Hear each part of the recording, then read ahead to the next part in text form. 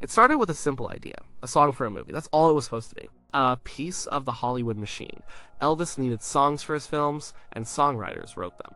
It was a transaction. But this one was different. It wasn't about a girl or a party or a heartbreak. It was about something else, something bigger. It was about the journey. This song came out in the early 1960s. Elvis was back from the army. He was a movie star now. The wild, rebellious energy of the 50s was being smoothed out for the big screen. He was playing wholesome characters, good-hearted guys who found themselves in funny situations and always came out on top. In the movie this song came from, he played a fella named Toby Quimper. Toby and his family were homesteaders. They found a stretch of beach along a new highway and decided to build a life there. The government told them they couldn't. The local toughs tried to run them off. But Toby was stubborn. He had a simple belief. He had a right to be there. He had a right to build his home. The song was the movie's title track. It played over the opening credits and set the tone for everything that followed. The lyrics were not complicated. They were direct, almost like a personal declaration.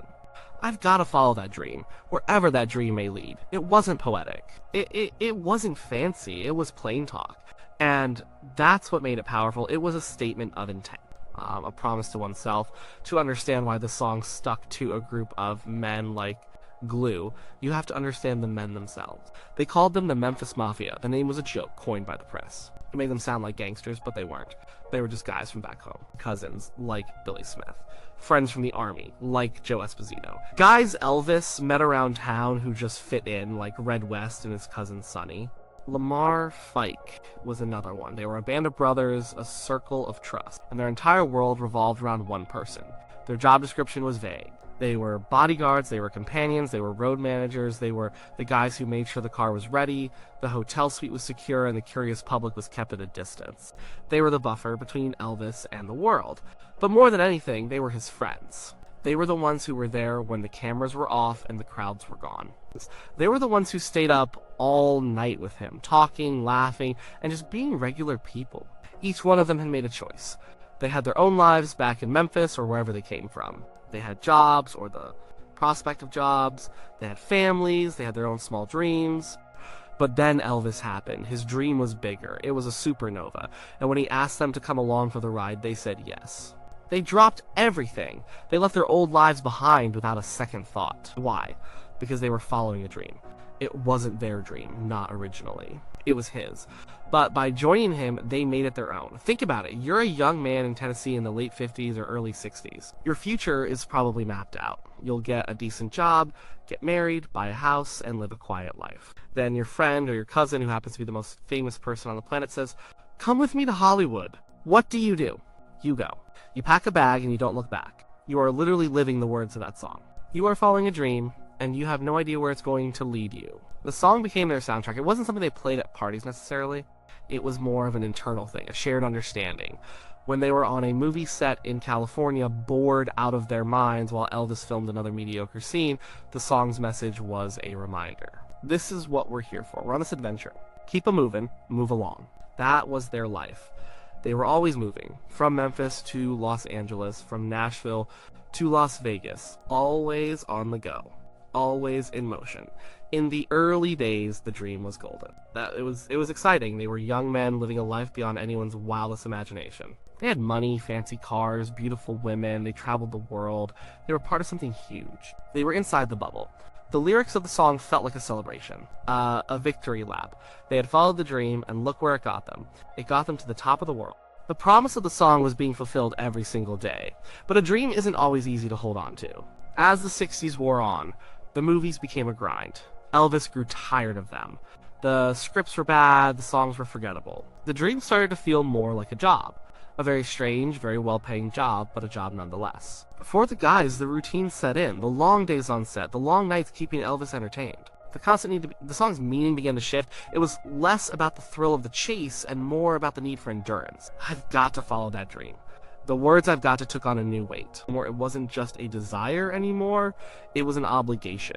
An obligation to Elvis. An obligation to the life they had all built together. They were in too deep to turn back. Their old lives were gone. This was their reality now. The dream required their complete devotion. They protected the dream, they insulated Elvis from anything that might distract him or hurt him. They handled the problems, they took the heat, they made sure the machinery of his life kept running smoothly so he could continue to be Elvis Presley. Their individual identities became secondary. They were part of his story. Their purpose was tied to his.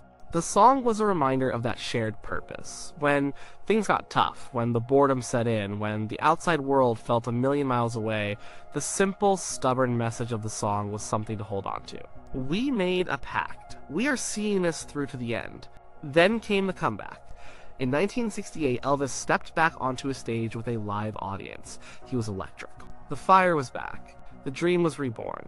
It was no longer about a movie character on a beat. It was about a real man reclaiming his crown. For the Memphis Mafia, this was a moment of pure vindication. All those years of grinding it out in Hollywood had led to this. The dream was real again, and it was more powerful than ever. The next chapter was Las Vegas. Elvis took over the International Hotel. The shows were legendary. The energy was incredible, but the pressure was immense. The dream was now a massive, multi-million-dollar enterprise. The guys' roles became even more critical. Security was a constant concern. Elvis's world became smaller, more intense. The hotel suite was a golden cage. The only people he truly trusted were the men who had been with him all along. In the fishbowl of Vegas, the song's meaning shifted once more. It became a mantra for survival. Following the dream meant getting through the next show. It meant making sure Elvis was safe, healthy, and ready to perform. The dream was a fragile thing now. It needed constant protection. The simple optimism of the song stood in stark contrast to the complex, often dark reality of their lives. But they still held on to it. It was the founding principle of their entire existence.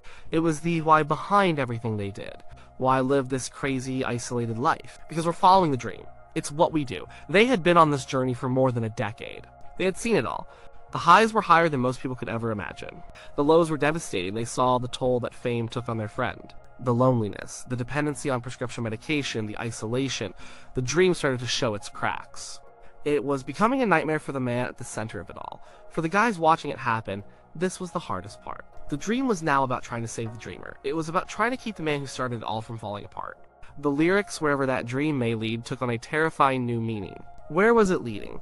It was leading to a dark and difficult place. But still, most of them stayed. Their loyalty was to the man, not just the star.